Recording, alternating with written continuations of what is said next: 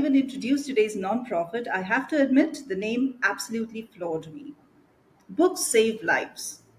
Whenever you read a good book, somewhere in the world a door opens to allow in more light. And on that note, I'd like to welcome Daphne Russell, the erudite founder and director of this wonderful nonprofit.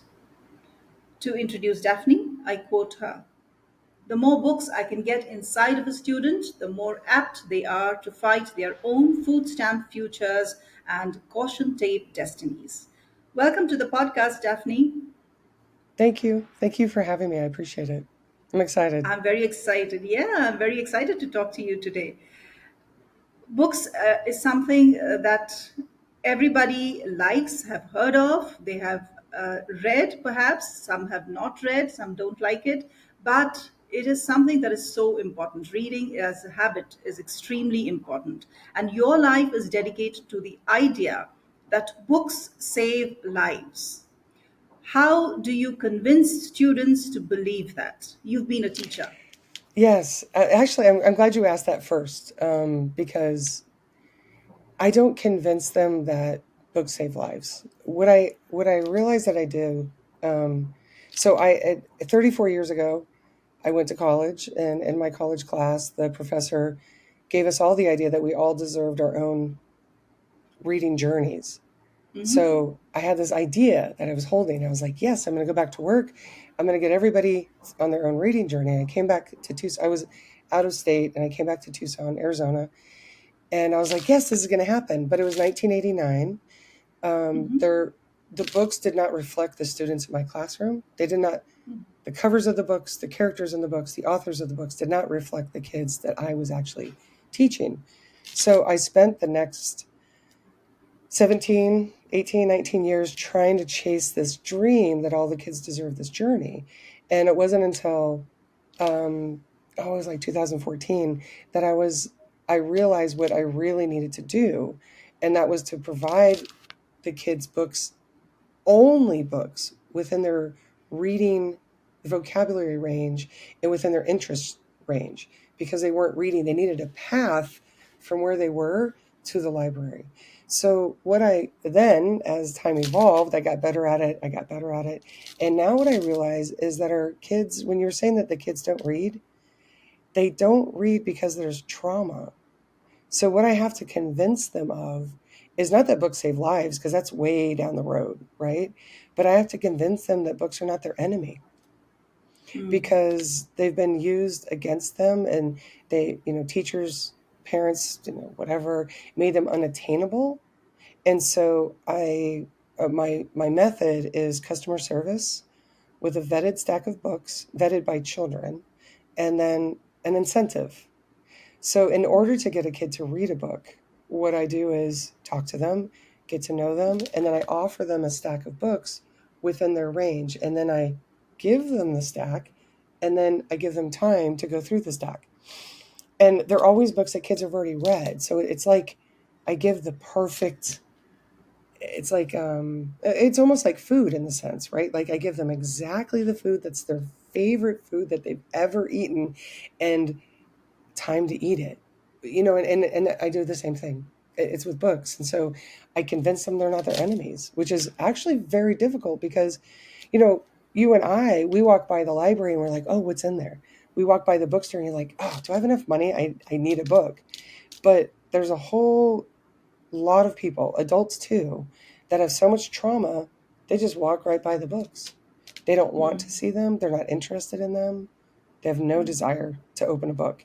And so over time, I've developed this method, and it breaks down that barrier of distrust, of anxiety, of complete dislike. And then they start reading and they're like, oh, wait, it's not so bad. We work on connections. So once a child has a book within their vocabulary range that they've chosen, then we just talk about connections. I read a sentence, we make connections to the words, we make connections to the thoughts. So I make a relationship between me and the book and the child. And that breaks down the hate and distrust. And then they start reading on their own and they're like, oh, I didn't know I could do this. Oh, this is interesting. it's a fascinating thing to do, but it took me a long time to develop this method, and that's how I started the Yeah. nonprofit, is because I want to spread this method to other people and show them and demonstrate it. So a lot of questions come to my mind when you say this. Of course, it's a beautiful way to, forge connections or even find connections in characters, plots, and settings. But how do you get the person to go through a stack of books? It could be 10, it could be 20. It is a time-consuming process, isn't it? And in the No, process, oh, go ahead. sorry. So in the process, do these children need to also look at the class sets that they have been provided, because they have to study that and they have to answer an examination based on that? So how do you ensure that they get the right book and they read it? Well, okay, so I don't know what it's like where you are, but here there are teachers that still continue to assign books, but here it's some schools you have to assign a book, but the thing is the kids are not reading those books. In the United States, they use Spark Notes, they use Cliff Notes, they use the computer. They figure out what the teacher's going to ask them. They use the internet, and they don't read the book. And I think that that's hurting our kids because we're not creating independent readers. So what my method does is it takes a non-reader or someone who can't read, in their view, they can't read, they can't pass the test, and it creates an actual reader. And our actual reader is thoughtful, they analyze. And I see what you're saying about the tests. I actually teach my kids to use Spark Notes, which is which is our way for the kid to understand the book. And then they use the Spark Notes, and then they go and pass the test. So independent reading is more important than anything. What you're talking about, when a kid is assigned a book, then they're just looking. My experience is that they're looking to find the answer the teacher wants, not the theme that's important to them, but the theme that the teacher decided upon. Right. So, a book that was that changed my life and how I teach is called The Book Thief. It's by Marcus Zusak. It's a fantastic book, and The I don't want to Australian ruin it. author. Did you read it? Have you read No, it? I The haven't Book read it, Thief? but I've heard of it. Yes. Yeah, so it's interesting because I think he wrote it to say that books save lives. So I started teaching like that. But if I went out and I asked people, "Did you read The Book Thief?" and they say yes, I'm like, "What do you think the theme was?" They never say what I think the theme was, and I think the theme was books save lives. So the idea of that a writer made a theme is not that's a contrived idea. They may or may not have decided on the theme that is decided by the teacher. So what I do is in a classroom setting, I have all the kids read on their own independently, and I help them navigate that. And then I teach all the standards. And here in the US, we have standards. So theme is a standard, plot, setting, but not for one book. Just the idea of theme is a standard. So I teach a theme, then the kids find the theme in their books, and then they give evidence to support that. So it's actually a more elevated idea of thinking, and which I think all the kids deserve. So that's how we do Right. it. Okay. What about the Lexile standards? What about the Lexile? Some kids read fast, some kids read slow, some kids are not able to comprehend that level of reading. So how do you meet this challenge? So, and I mean, I've only been in Tucson. I haven't gone out, but as far as I understand, everywhere is kind of the same. I mean, your school might make you assign a book per quarter, but all the kids can't read that book. They really, really can't. I mean, if I assigned a room full of teachers a book, can you imagine what they would do to me? Right? Yeah, They yes, would like, what? yes. You can't assign us books. So I actually honor and respect the kids so much that I Yes. consider myself as a buffer between what I believe that they deserve. And so when they read alone independently, it makes a completely different class. It's a different group of people. So I guess in some ways I protect them from the idea that it's all assigned books. because they get more out of reading a book on their own. And it is life changing. The kids, and you were saying about like different reading levels and the Lexile scores. There are Lexile scores, but the Lexile scores, what they do is they put a ceiling on top of the kids. So if I tell you, oh, you are a 600 to 800 level kid, you cannot get a 900 level book. You can't. And you can't get a 400 level book. I mean, I'm literally giving you the The parameters label, of what, yes. yeah. I don't believe in parameters. If you put a parameter on me, I'm either going to shut down and like just quit, or I'm going to start boxing to get out of it, right? So if I give you choices and I help guide you, then the autonomy that I'm giving you to choose creates agency every single time. My kids go from, I came up with a couple phrases, and one is that compliance leads to apathy. You think about in your job, Compliance right? leads to apathy. Leads to apathy, Okay. and autonomy leads to agency. Okay. Autonomy, Autonomy leads to do you agency. see what I'm Okay. saying? So when I, Yes. in a class, or I mean, just with kids in general, I give them the autonomy to choose and then to read at the speed and the understanding that they have. And I don't use the word comprehension. All I say is connections.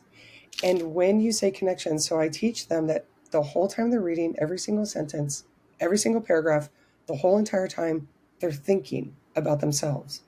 So they're relating to every single sentence the whole time while wondering what's going on, what's going to happen next, making predictions, and analyzing the behaviors of the people or whatever they're reading, right? So they actually, just by saying connections, the kids go, oh, wait, I'm important. My thoughts are important. And then that's when the autonomy starts, And kicking then, in. yeah. And then the agency of, oh, I want to read more. It's actually pretty magical. So I'm really glad you're Yeah, asking, it because is. it's really magical, and I've made it simple. So my whole goal is to share it with as many people as possible, because it really works and it changes lives, because the kids Yes. go, oh wait, I'm important. I mean, as soon as they go, wait, I'm important, Yeah. it's like sometimes So it's the first time. the question that comes to me is, this is a fantastic way of initiating, the habit of reading. But if I look at the same child or the same students wanting to read more books, now is it necessary that they connect with each book the way they connected with the first? No, no, of course. The idea is that we read books differently depending on the book and where we are in our life. But if what I've found is that kids are not reading at all, or cannot This read is at to all. initiate them. Yeah, so or they're just doing what the teacher, like looking for the answer the teacher wants, right? So this breaks them of that habit. And then I believe they all grow in their own ways. So they start with that first book and they make all So the connections, or initiating it. like, and then they get hungry for the next one. And then I trust in the evolution of someone reading. I think if we don't put, we guide them, we give them ideas, and we model, but I really truly believe we don't have to tell them what to do. We can show them what to look for, show them what we saw, or show them something that's ironic. Irony is difficult as a concept. So really going, oh, this is why that's ironic. Maybe you can find something in your book that's ironic too. Just let me know. So I do things like that where I model and then I have them discover it. So the word heuristic is to help somebody else discover what you already know. And so I just try to do that as much as possible. I know that books have saved my life, have saved me from ignorance, Yeah. have saved me from a lot of ignorance. And I want the same thing, right? I mean, I guess the biggest thing we could say, Yeah. right? Yeah. I actually have a shirt design that has Books Save Lives and a kid sitting on a stack of books. And then the idea underneath it is metaphorically is the seven deadly sins trying to get to us. Because when we read, we self-actualize, we become who we want to become, we see other possibilities, we have heroes in books that go, they did something that we want to do too. And so the kids need that. And if they're looking for what the teacher said, they might skip the whole part that could change their life. So Absolutely. I help make them into readers. I help them discover I don't call it the love of reading, only because we don't read and smile, right? We read to change and evolve and And think. sometimes to think, to put ourselves through pain, to see what somebody else's pain is like. It's not really the, I know people say the love of reading, but I think it's almost like the torture of reading is what we really want. We want to be able to, we want to experience things that we don't actually have to find out about, right? Yes, yes, yes. You can Yeah, to always live avoid, that thought in a book. exactly. It's much safer Yeah, that way. yeah. Let's take a break to understand what Chezuba is. Everyone at some point ponders on how this beautiful life can be made more meaningful. Maybe you're a leader trying to enhance your employees' experience at your organization. Or you already work for the community and seek volunteers with state of the art skills to strengthen your nonprofit. Whatever your situation, know that you can make a difference. Chezuba began with this very vision, a vision to facilitate every skill and every passion in the world in meeting a social need. Corporate volunteering has several benefits for both businesses and organizations. In parallel, experienced and enthusiastic volunteers join NGO workers, enabling them to serve the community more effectively. Chezuba offers everyone looking to add purpose and meaning to their lives a chance to connect or volunteer virtually with nonprofit organizations from over 100 countries around the world. Visit www.chezuba.net and explore opportunities to find meaning. Chezuba, your platform to do good. And now, back with our guest. I can see how interesting you could be in classroom. So, Oh, so thanks. absolutely. I have a question about teachers. A Yes, while ago, you spoke about teachers. You know, probably not warming up to the thought of themselves reading. Teachers today, I agree. I have been a teacher myself. I know there is a time constraint. I know there is something, things that need to be done. But when you right. talk about reading per se, how much do you advocate teachers being well read? Well, it's not, I would have to say not well read, but being readers, because a reader is a much different person than a non reader. It's just two different people because I, as a reader, it doesn't matter which books I've read. We don't True. have to have a competition, right? I could read, if I'm thinking about me, my thoughts are the most important. There's an American author, Western author, his name is Louis L'Amour, and he's a quote in my website, which is, a book is less important for what it says than for what it makes you think. Yes. And so we can look at the same exact sentence. You and I could look at it, and you have a completely different life than mine.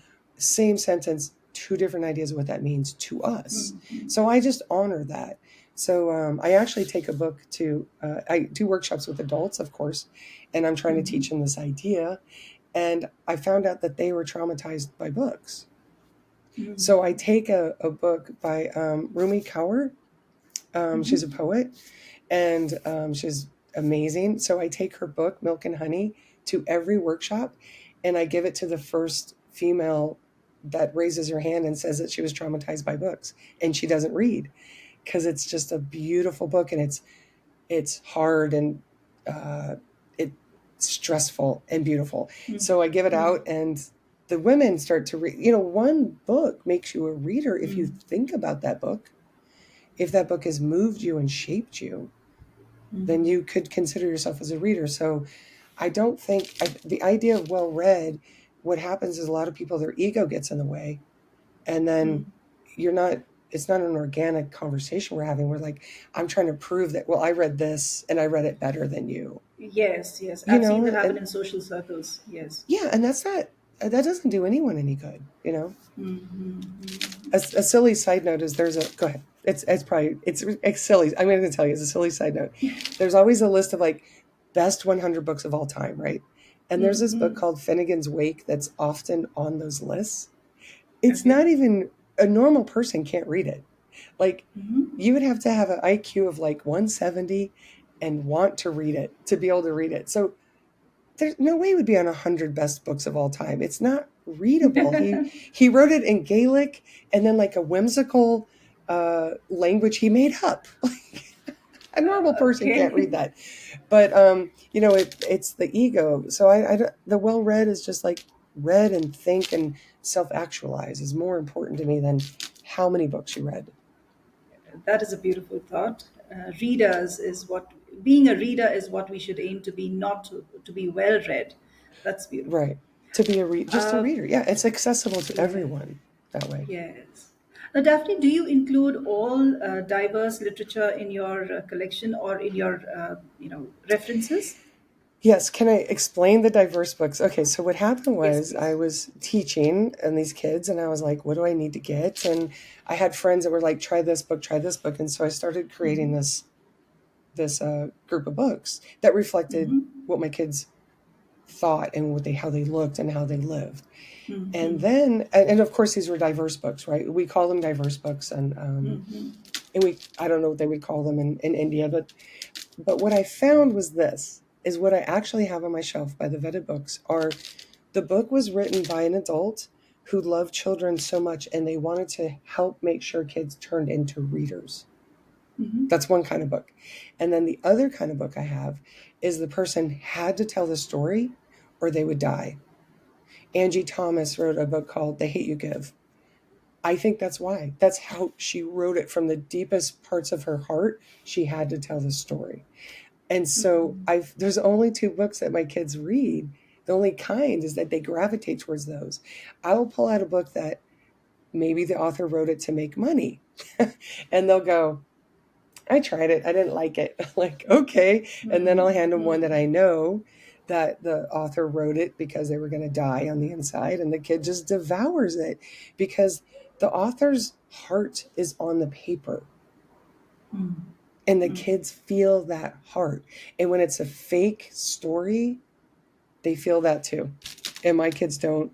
The kids in my experience want the heart. And the beginning readers, when they're just starting, they need the one that was written for them to help them.